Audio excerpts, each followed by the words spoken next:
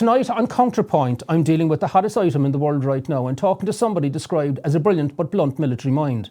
Colonel McGregor masterminded the rout of the elite Iraqi Republican Guard unit at the big battle of 73 Easting without a single US casualty and in sandstorm conditions during Operation Desert Storm in the early 90s. He's a BS in engineering, an MA in comparative politics, and he's a PhD in international relations, so unsurprisingly, he's written several books, including on the reform of the US military. Largely unknown to Irish audiences, this is his first Irish interview, and you'll understand why he's like sand in the eye for globalists everywhere, and especially for those who allow Israel to deploy the United States as a tool of its foreign policy. Colonel McGregor, you're very welcome to Counterpoint. Can I just dive in and ask you, what in heaven's name is going on in the White House when we see that you've got a president, President Trump, who seems to think that naval power and air power alone can cause the unconditional surrender of a country as vast and as mountainous and as well-resourced as Iran, which is, I think, 79 times the size of Israel. I mean, it's a huge country. No, you made some valid points. I think a mix of arrogance and self-delusion is really shaping policymaking in Washington at the moment, along with, obviously, the power and the influence of the Israel lobby, as well as the industrial sector that supports the military. There's a great deal of money involved in pushing this war, and people are setting aside reason and common sense in an effort to launch what you've described, a campaign of air and naval power on the assumption that this is going to change the situation strategically. I don't think it will. I think it's going to do a lot of damage, and I think there's a danger of a long war unless someone down the line intervenes to stop it. And at the moment, there doesn't seem to be any appetite to stop anything in Washington. What I find extraordinary is that I've seen several clips of Netanyahu over the years, making speeches saying that that Iran is about to get a nuclear weapon, and we actually have Tulsi Gabbard on the Trump administration team, what we would call a minister. I know there's a different term in the United States, senior position, saying that the intelligences that they do not have and are not near the formulation of a nuclear weapon. So this is just propaganda we're getting, is it? Well, our friend Netanyahu has been telling us for the last 25 years that Israel is within a year or 2 months or 2 weeks of a nuclear weapon. So this is nothing new, but his lobbying has been successful. And the enormous amounts of money poured into the re-election campaigns of members of the House and the Senate, as well as the President of the United States, have made an enormous impact. So I don't think this is anything new. The bad news is that the Israelis now have something they've always wanted, a president that will do what they want, a Senate that is frankly very obedient, and a House that's simply going to go along. So we're going to get this war. I just don't know that we know what's going to happen after we begin the bombing. I think there's an assumption that we'll have 100 aircraft in the air, any number of which are there to blast a corridor through integrated air defenses, and then bombers that will deliver, I expect, these large 30,000-ton or 30,000-pound bunker busters. Whether or not they will perform as advertised is open to debate. And I suspect that we'll end up bombing and bombing and bombing and bombing, largely to only limited effect. In the meantime, the situation on the ground in Israel goes worse with each passing day. Their so-called Iron Dome is a sieve. They're running out of munitions, they're running out of rockets and missiles, and at the same time, they still find enough air power to strike the poor, tragic people in Gaza every night. So it's a terrible situation. The entire world is lining up against Israel and the United States, and we're not entirely sure just exactly what the Russians and the Chinese, along with virtually all the Muslim nations across the world, will do once this gets underway, but I don't think they're going to be very friendly to us. Yeah, can I just ask you then? I know it's tricky because you're looking in from the outside, but you've vast experience in this field. So I just want to put it to you. I mean, it just there doesn't seem to be a thought out strategy here. It's more like reflective, kind of a reflex rather than thinking it through. I mean, after Afghanistan and Iraq and all the other wars beforehand that have occurred, it just seems to me that the only winners here are those that are making money out of war. Well, they may make money this time. Whether or not they'll come out unscathed is another matter, but your basic point is correct. We have no strategy per se. Strategy assumes that you ask critical questions. What is the purpose of what I'm doing? Is my method, my use of military power, going to achieve my desired goal? And when I'm through, what do I want things to look like? In other words, what's the end state I'm seeking? I don't see any of that happening. What I see instead is impulse and emotion, and the thinking that if we do enough damage, we will, quote unquote, get our way. This is foolish nonsense. And the first thing that springs to mind was the decision by the British to go into World War I, which made absolutely no sense strategically whatsoever, cost the British almost 1 million dead and certainly more than 2 million casualties. What was the purpose? To defeat Germany? What are we defeating Germany for? Germany wasn't even an enemy at that point. Germany posed no threat, as the chief of the Admiralty said. It's the same thing. It's emotion. And I think they had some other ideas. Oh, well, this will help employment. And if we don't do this, our successor administration or government will do it anyway. So why not do it? I mean, these are the stupid ideas that drove the British Empire into World War I. We're not even that sophisticated, in my judgment. People don't seem to think there's any danger. They seem to think that America will sail through unscathed, and we won't. There are enormous dangers to us, not the least of which is that the price of oil will go to $7 a gallon for gasoline. It's already up over $75 a barrel. It's very easy to cause these commodities to go berserk into the outer stratosphere. That's going to hurt working families. It's going to disrupt our supply chains. And eventually everything we want is going to be a lot more expensive. It's a bad situation. And for some reason, we're setting all that aside on the assumption that, well, we'll bomb and our presumed enemy in Tehran will fall apart. And get on his knees and beg forgiveness. It's crazy. Is that picture you paint, is that because the Iranians would immediately hit, I think there's 30 or 40,000 US Army personnel, military personnel around the Gulf, around the Straits of Hormuz in particular, that they could block that? I mean, is that why you see oil prices going so high? Well, no, it's not just the losses it will take. We're certainly going to lose some people, but I've just been told that we have successfully evacuated our troops on the ground in Bahrain and the officers that were there in the headquarters. I'm sure we'll try to get as many people as possible out of harm's way. But truthfully, we don't have the air defense capability to defend all of these bases that reach from the Persian Gulf all the way up through Iraq, Syria, and into Jordan.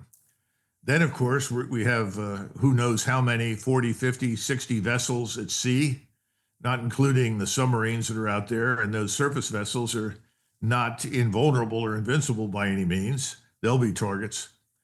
So I don't think we can be certain that we'll come through this without many losses. I think we probably will. We've already seen F-35s shot down over Iran, and at least one F-35 pilot, an Israeli, is in Iranian hands. I think we're going to see more of that. And of course, that's always difficult once you begin not just losing the lives of U.S. servicemen and women, but when you lose pilots that fall into enemy hands. That's a huge issue. And people here at home are accustomed to bombing with impunity.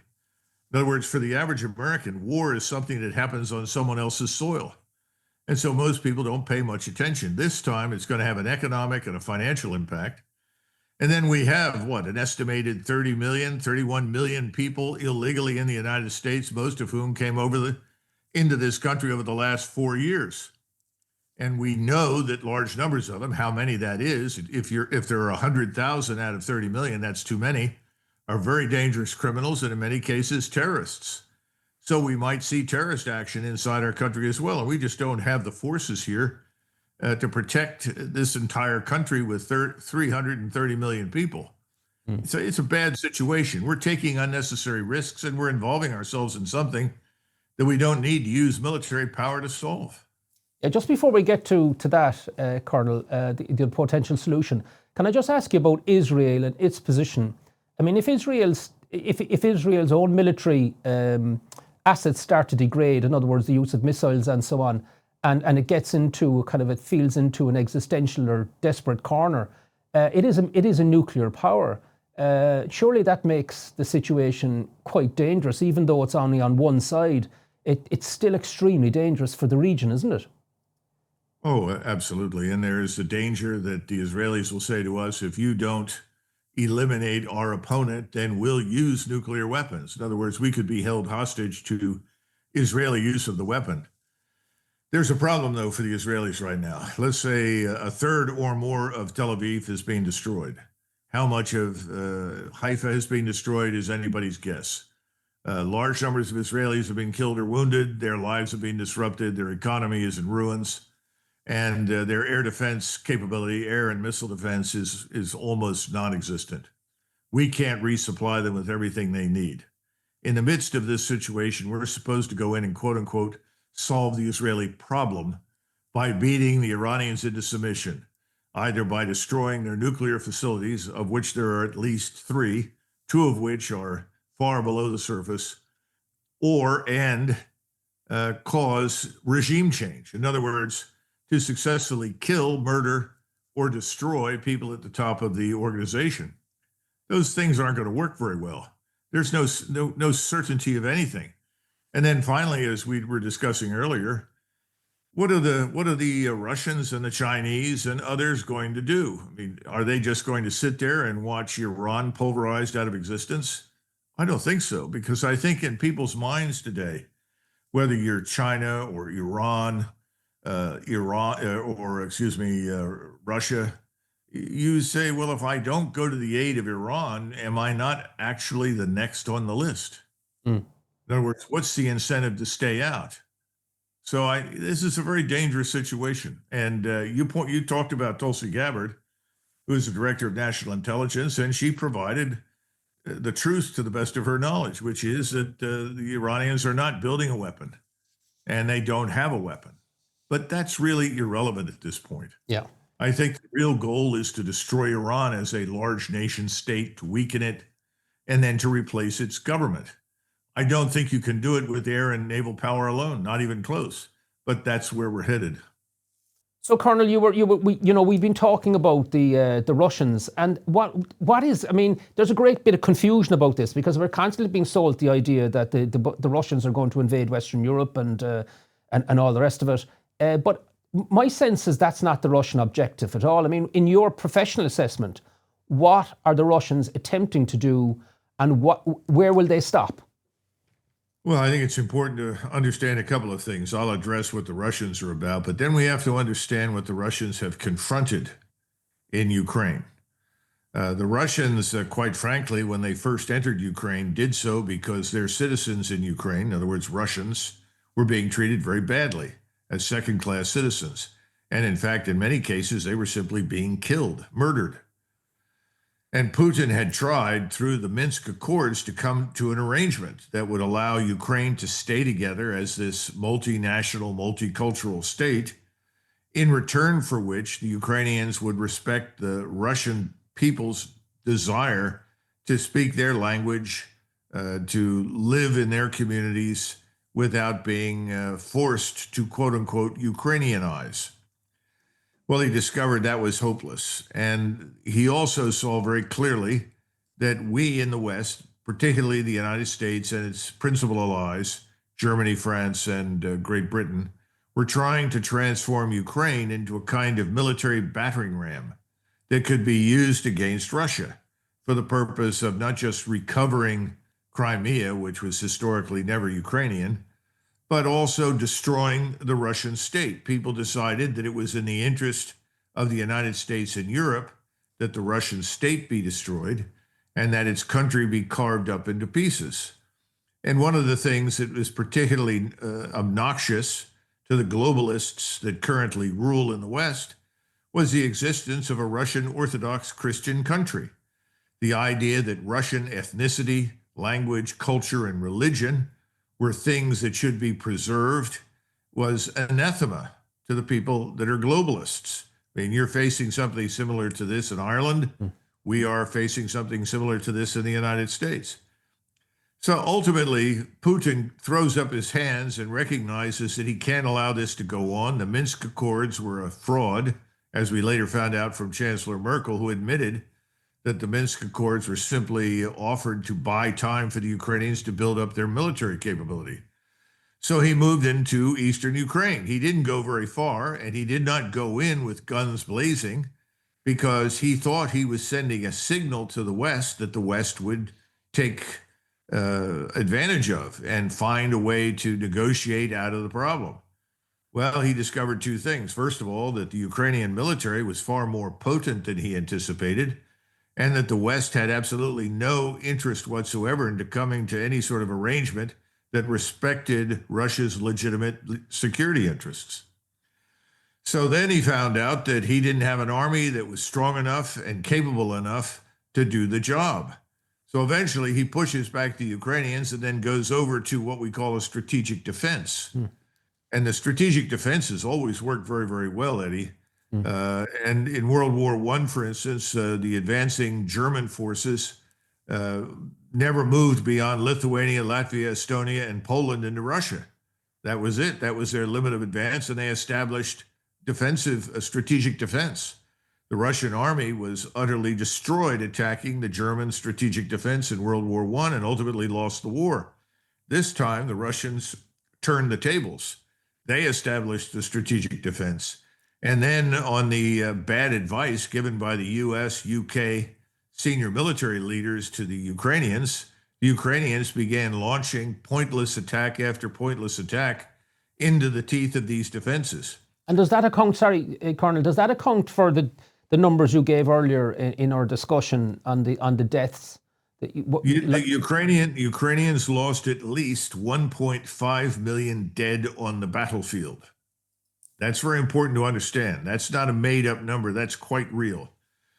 That number has been compiled by many different sources by looking at graveyards that are filled to capacity and new ones that are being opened, looking at hospitals and the number of dead that were removed from the hospitals, and then the many, many more thousands of people severely wounded who will never live normal lives. And when you look at those numbers and you look at the things that are eventually announced in obituaries, you come up with 1.5 million as a good, solid number for the numbers of dead. And you have to look at these monstrous operations in which tens of thousands of Ukrainian soldiers were sent to their deaths. You know, one of the most famous was down in Kherson, where they attempted an amphibious assault across the Dnieper River. I mean, a monumentally stupid idea. But who did you have advising these people? You had US 4-stars and UK 4-stars and 3-stars egging them on, and the Ukrainians were annihilated. So the Russians spent a lot of time on the strategic defense until finally the Ukrainians were so weak they can't put up much resistance at all.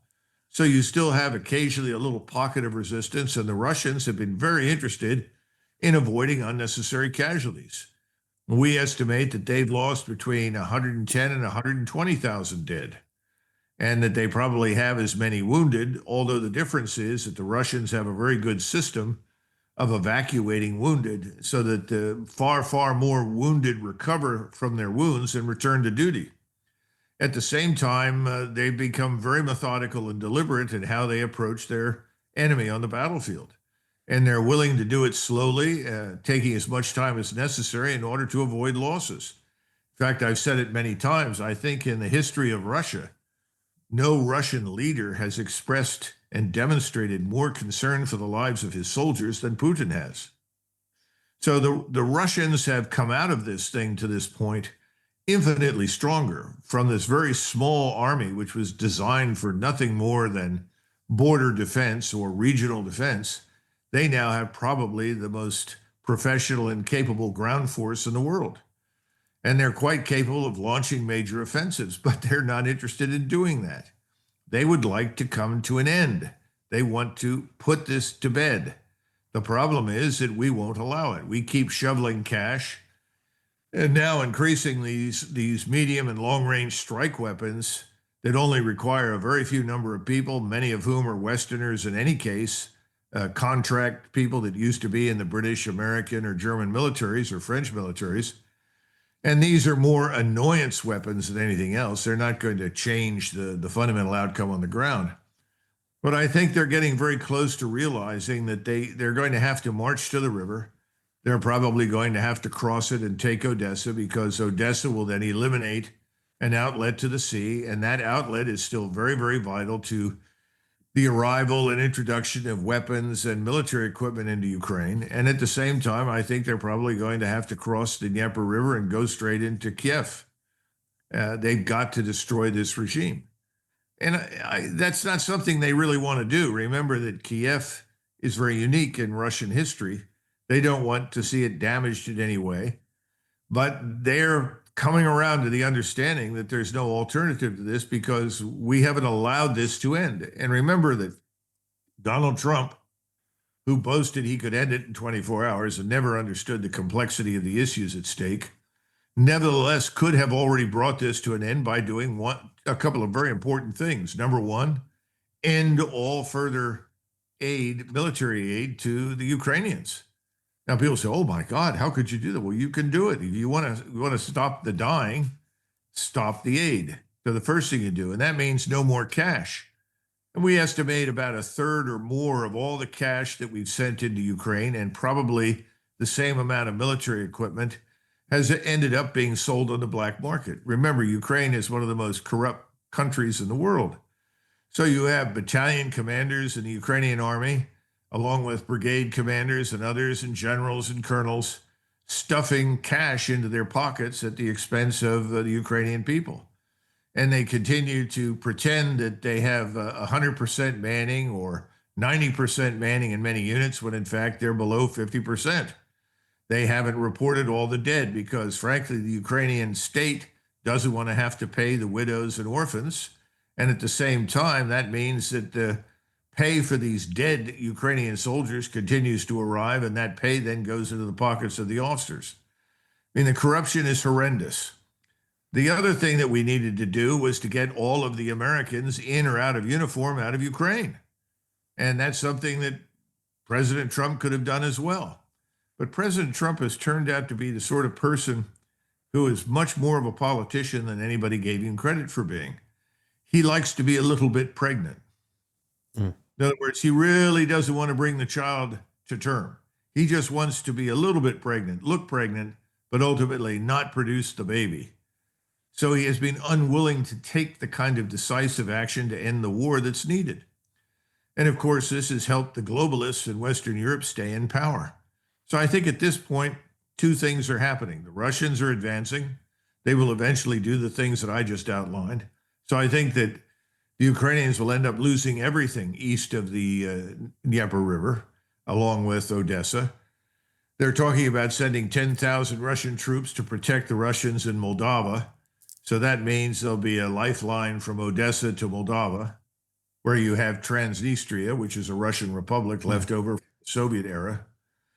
That will happen. And then I think President Trump will gradually, slowly, quietly reduce the aid to a trickle. And he'll pretend that he's walked away, that he's no longer interested, and he's not going to be part of it. So his dream of getting a Nobel Peace Prize for intervening to produce peace has given way to embarrassment. Everything he's done has failed. And he has also failed, most important, in restoring some sort of normalization to relations between Russia and us, which is vital and essential. We have no interest in being in a state of permanent hostility with the Russians, or they with us. So those are the problems that continue, but the war, from a purely military standpoint, is effectively over. People will continue to die, sadly, because no one in the West will stop it.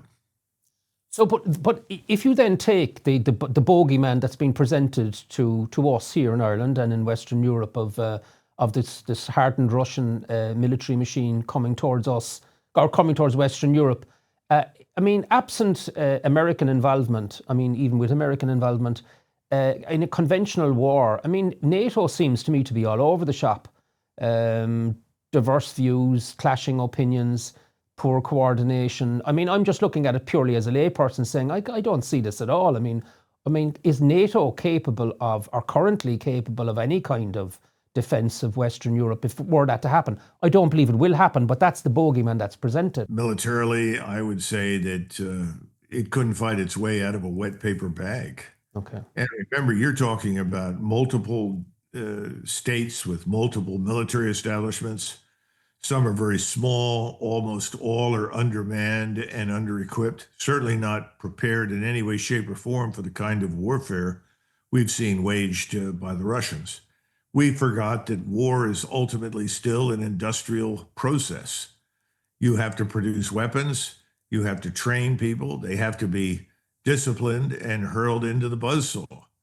And that's something that takes time, for which the Europeans are completely unprepared. The Russians are not interested in, as I said, in moving any further west than we compel them to. They don't want to rule Ukrainians. Listen, these people have known each other for 1,000 years.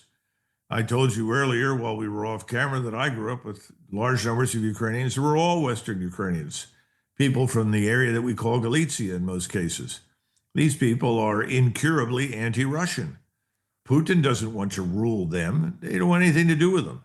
In fact, right now, the biggest problem is that the Poles, with whom they've normally been connected as part of the Polish-Lithuanian Commonwealth, want nothing to do with them.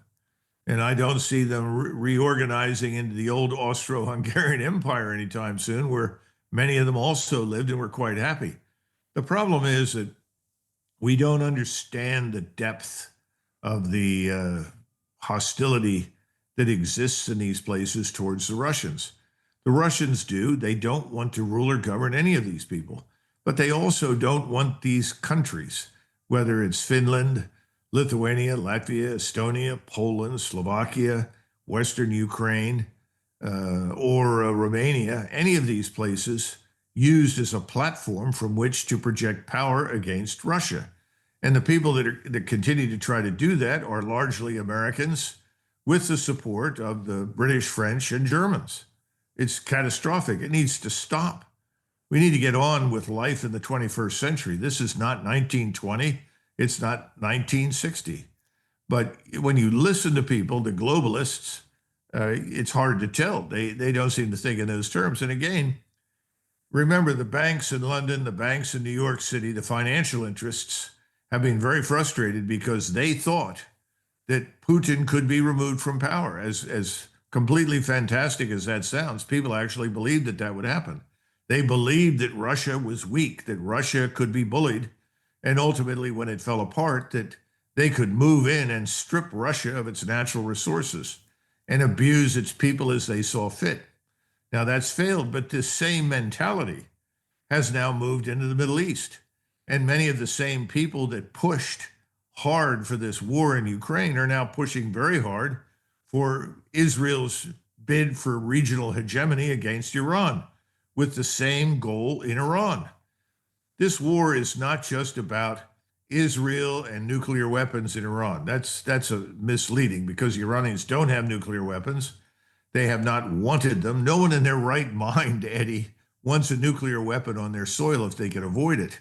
So that's why the Non-Proliferation Treaty has worked for the most part, not because we ran around and enforced it. Most everybody said, we don't want this stuff. And even where you have nuclear weapons in India and Pakistan, the weapons have actually produced a degree of stability between those two countries, and probably they've avoided wars as a result. And right now, we just saw a flare-up between Pakistan and India. It became very clear no one was going to go to the nuclear level. So what are we doing then in the Middle East? Well, we are harnessing our military power, our great economic strength in the United States, to this Jewish state that wants hegemony in the region. And we've convinced ourselves that if we back their hegemony over everyone in the Middle East, and I would argue to some extent Southwest Asia, that if we do this, this will be good for us. And Persia is another place that disposes over enormous resources, oil and natural gas. Those are not the only ones, but those are the biggest. And I think it's misleading, and it's not going to work. They're not going to be able to do to Persia what they wanted to do to Russia. And the Russians and the Chinese and the Indians and the Pakistanis, everybody else, they know this is the real agenda. It's not just to eliminate nuclear weapons that don't exist. This agenda is to move in, take over, rip apart Iran, divide it up, make it into some sort of pliable vassal state of Greater Israel, frankly. But you know, backing Greater Israel. You know, this kind of blob that kind of emerged out of the early 90s, was it even then, where the US seems to be, I asked you that question at the top, seemed to be almost, the United States of America seems to be almost the foreign policy arm of the state of Israel. It's head-scratching stuff for the rest of us looking in from the outside. Well, why? It shouldn't be head-scratching at all. You have to look at the people that control everything. And you have to look at the financial power that the oligarchs wield inside the United States and, frankly, in Western Europe. Always answer the first question: who's got the money?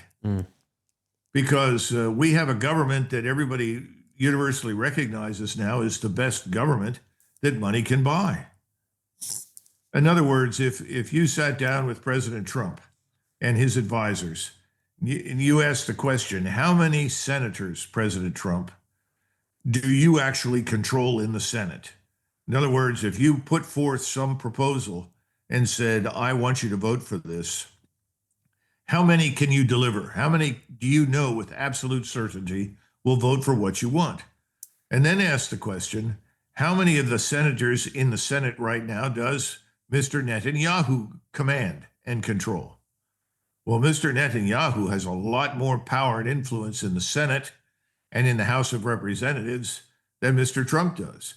And we're seeing a lot of evidence that a great deal of that influence reaches into the military, because the commander of Central Command, this man named Kurilla, is apparently enthusiastic beyond description to go to war with Iran and spends most of his time with Netanyahu in Israel. This is a very strange development, but you cannot separate what's happened from financial power. Oh yeah, I totally accept that.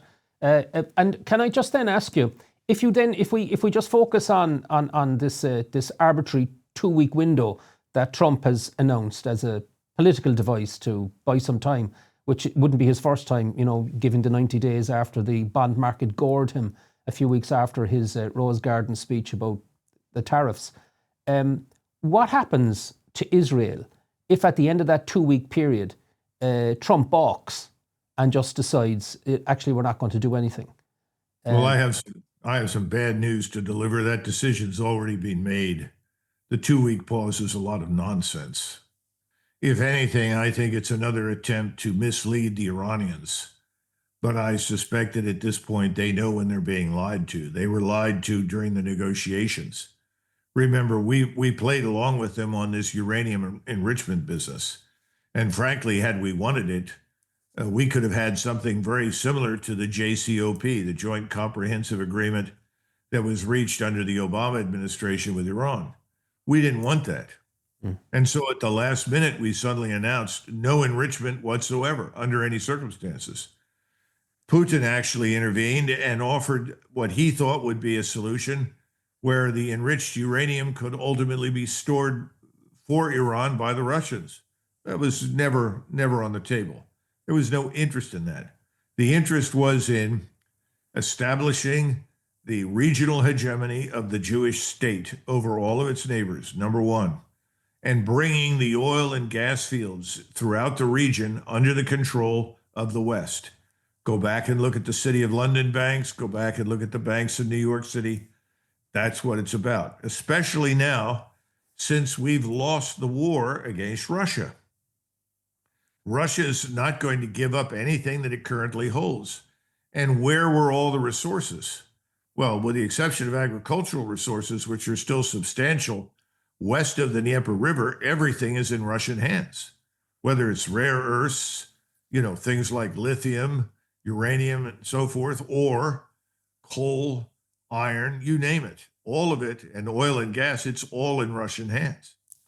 And the opportunity to rip apart Russia and exploit it is past. So having lost that, they've turned their attentions to the Middle East.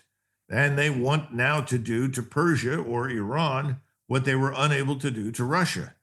Israel is leading that charge. It's in the vanguard, if you will. But this is way beyond this argument about nuclear weapons. And what I just described is at the heart of this. And we have decided to bankroll and support Israel in its bid for regional hegemony because we see ourselves benefiting financially and strategically from the destruction of Iran. Again, I disagree, and I don't see any reason for it. Now, you also have another feature that can't be ignored, and this is this outrageous nonsense about the great threat that China presents to everybody. The Chinese have been building this one belt, one road. Essentially, it's beyond even the Silk Road that the old Mongolian armies used to protect, that enriched China and brought all of China's specialized goods and manufacturing to the West. We're talking about something much more substantial that reaches across Eurasia, reaches all the way into Africa, and ultimately will become a highway for commerce on a scale that no one has seen for thousands of years, if ever. We don't like that. We want to stop that because we decided to oppose it. But we forget that we are not a continental power. We don't live in Eurasia. We don't live in Europe or Africa. We live in the Western Hemisphere, in North America. We could still benefit from the One Belt, One Road. That is because we could build the fast sea lift. We could build high-speed rail back and forth across North America. We could probably outpace the movement of goods in many cases from Shanghai all the way across Central Asia and down into Iran if we wanted to. But we're not interested in that. So we've turned instead to destruction as our asset. Go in and try to destroy what the Chinese have been financing and building.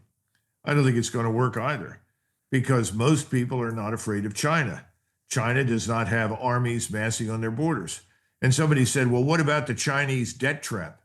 Well, debt trap is what we've been running for years. And the debt trap puts various countries in the global south badly into debt. And then we dictate to them how they're supposed to govern, how they're supposed to elect their officials, how they're supposed to nominate the people that are going to run their countries. It's ridiculous. So I think we're playing a losing hand. And I think Iran now, it's been waiting for 20 years for this and has been preparing for it. Iran also has the backing of Russia and China, and as well as all the Muslim countries in the world and the tacit support of everybody else in the global south. And I don't see very many Europeans rushing to join the war effort against Iran, except, of course, our friend Starmer, who seems to want to do something with his Lilliputian Navy and Lilliputian Army. And can I ask you, this is a difficult question, but let's just assume that these things play out the way you've described. Do you see, for example, the possibility of a Eurasian economic bloc developing, a combination of Berlin, Paris, Rome, and Moscow coming together, because the Russians have the commodities, Western Europe has a lot of technology and intelligence and depth and all the rest of it. And, that would balance out. In other words, that could become a regional bloc. You have the United States, obviously, in its part of the world, and China in Southeast Asia. Do you see that as a possibility on the other side of all of this? Because Berlin and Moscow, going back the years, they've never been bitter enemies. Once you take out what happened in the last century. If you go back over the last 350 years, Berlin and Moscow have every reason to cooperate.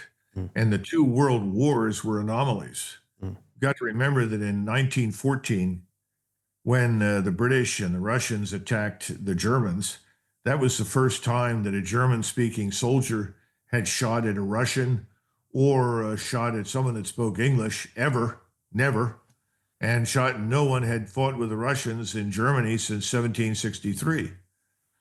So that war was, to put it bluntly, hugely stupid and destructive, and we're still recovering from it. We're still dealing with the problem. Inevitably, it created the conditions for the Second World War. In other words, where World War I ends, World War II begins again. Then we got involved again because of the British, and we set out to destroy Germany, and we set out to destroy Japan. And once you destroyed Germany and Japan, left huge strategic gaps. And that meant that communism could flow in everywhere, which it does. If anyone won the war, at least temporarily, it was communism, not us. The British Empire destroyed itself. Mr. Churchill did more to destroy and bring down the British Army British Empire than any other single person in the history of the English-speaking peoples. The notion that they put monuments up to the man is incomprehensible. And he knew that FDR stupidly believed that Stalin was morally superior to the British and their empire. And whatever you didn't like about the British Empire shrank to insignificance next to the Soviet Union. Here's a man that murdered at least 20 million people before the Second World War even broke out. So there were no concentration camps or massive prisons in Germany until 1941. And even then, most of it was in Eastern Europe. The point is, we destroyed ourselves in the West. Now, fortunately, based on the prudent observations of men like George Kennan, who predicted that eventually the Soviet Union would fall apart on its own, it does. We did not win, quote unquote, the Cold War. The Soviet Union fell apart for reasons of internal contradictions. And then, unfortunately, we went in the 1990s over the objections of many very prudent economists and political figures, and we tried to make it worse. We tried to rape Russia, and we sent people over there to do it. Putin stopped it, and he spent the last 25 years reviving Russia as a great power. He's been successful. I don't care if you like him or not. I don't care if you approve or don't approve of his methods. He has revived Russia. Instead of welcoming the fact that Russia is a Russian Orthodox Christian country, that it's led by someone who actually does care about the lives of his own soldiers and people, someone who's raised the standard of living and improved things, we now have the same group of people that wants us to destroy Iran have been working hard to destroy Russia. Now, in a recent, just finally, in a recent article, I think it was in Zero Hedge, you suggested, well, one potential model, I think it was a 5-step solution, kind of global solution to try and get a balance of power and some sense of sanity back into what's going on. Could you just walk us through that? Well, excuse me. I'm happy to do so. Unfortunately, I don't have it in front of me. Okay. But I had 5 steps. Yeah. And there is no chance whatsoever that Washington will take any of them. Yeah. Because the underlying it wouldn't be your first time making suggestions to them that they'd find upsetting. But I specifically laid this out because this is where we Americans must go in the future. I think all of this nonsense is going to end with Iran. It's going to end badly for us and for the West. And we're going to have to change how we do business with the rest of the world, as well as what we're doing inside our own country. So the first thing is that you go to this body of people that everyone in Washington loathes and despises. It's called the United Nations. You go to the United Nations Security Council and you ask for a ceasefire, support for a ceasefire between the two. Could we do that? Absolutely. If we did it, would it work? It could be done. Then we immediately halt any more aid to the Israelis until they stop murdering people in Gaza, and for that matter, increasingly in the West Bank. And they've already done a lot of that in southern Lebanon. But what's happening in Gaza is straight up war crime, murder. That needs to stop. And then we need to look at troops from a non-aligned countries who could come in and secure Gaza. Well, we're never going to vote for that because the Israelis don't want it. And Mr. Netanyahu, as I pointed out earlier, has greater control over Washington than Mr. Trump. And then finally, I suggested the president convene a great power conference. Now, who would sit at the great power conference? The United States, Russia, China, India, and Brazil. Now, why those? Why are we bringing in Great Britain? Because it is not a great power anymore. And in fact, Britain would probably do everything in its power to sabotage it. But China and Brazil is not a great military power, but it's huge, has tremendous economic resources, and it gives Latin America representation and a stake in the international system. Then, of course, India should be self-explanatory as China. I mean, the two of them represent what? Almost 2/3 of the population of the planet. Should they have a say in how this sorts out? I think they should. And then, of course, the United States. But the United States at the moment is led by people who want hegemony, not just for Israel, but for themselves. They don't understand that military hegemony on a global scale is bankrupting. It's disastrous financially. You know, we are going under financially. We're headed into the economic abyss right now. We're going to watch the bond market implode as soon as this war with Iran is unleashed by the U.S. Air Force and Navy. It cannot go on. And I always remind people, when did the British leave India? They left it in 1947 and 48 because the debt to GDP ratio was 240%. In other words, when did the British leave? When they couldn't afford to stay. That is going to happen to us. And it would have been infinitely better had we behaved with some degree of foresight and wisdom and recognized the limits of our power as well as the limits of our interests. But see, the men in Washington don't care what America thinks or what Americans want. In fact, they say, look, we control the media, we control finance, we can dictate to them what their interests are, and they won't pay any attention. Why? Well, most of the time, Americans don't pay attention to politics. We live in a wonderful country, a big country. Most of us, most of the time, are busy trying to put food on the table, earn a living, and see the latest football game. That's changing because we have unrest in this country right now in places like Seattle, Los Angeles, and other major cities, and that unrest is not even widely reported. But we've got serious problems. But the assumption is we can drown those fires, if you will, with mountains of cash. I don't think so. I think we've run out of that option. We can't just print anymore. So we're nearing the end, and I guess we're going to have an Armageddon-like end because of this insanity in Iran. I hope not. My greatest fear is the Israelis, when they realize that this is a dead end, will threaten the use of a nuclear weapon. And if they use one, then I'm afraid someone else somewhere will provide a nuclear weapon for use against them, and that'll be the end of it.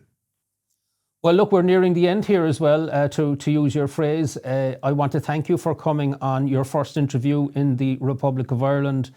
Long overdue. It's been an absolutely fascinating discussion. I know that a lot of people who will watch this will think the same thing, and they would like me to thank you on their behalf for bringing such clarity to the table. You remind me, by the way, of a character from the Civil War. We were talking about it just before camera. Patrick Ronan Cleburne, who was the, I don't know if you know about Cleburne, but he in January 1864 suggested, to the horror of the Richmond brass, that they should free the slaves to fight for the South. And he didn't progress much further, but he was the best fighting general they had in the Confederate Army on the Eastern Front. Stonewall Jackson was on the other side, on the Western Front. The other way around. I think you have it reversed. The other way around. I was about to correct myself. Yeah. So anyway, but that's very interesting. Because I know that your forthright thinking and clarity and bluntness hasn't won you many plaudits amongst the nest of people that you've described. But the one thing that I'm getting from all of this is to follow the money. Follow the money, and if the money runs out, then the whole thing comes apart. I mean, I think that's the takeaway for me. It's very interesting what you also said about the Russian objectives and the traditional closeness of Berlin to Moscow and so on. So we'll see how it all plays out. How the next 2 weeks are going to go in Trump's great gambit of trying to thwart a major nation with just air power and naval power. I mean, it's extraordinary stuff. But there you go. I'd love to have you back again at some stage in the near future, Colonel, as things develop, and we can compare and contrast what has happened against what we've discussed. Okay, Eddie. Well, thank you very much, and God bless the Irish. And I pray the Irish continue to fight for Ireland. That's a battle they need to win. Yes, indeed. Thanks very much. Thank you very much.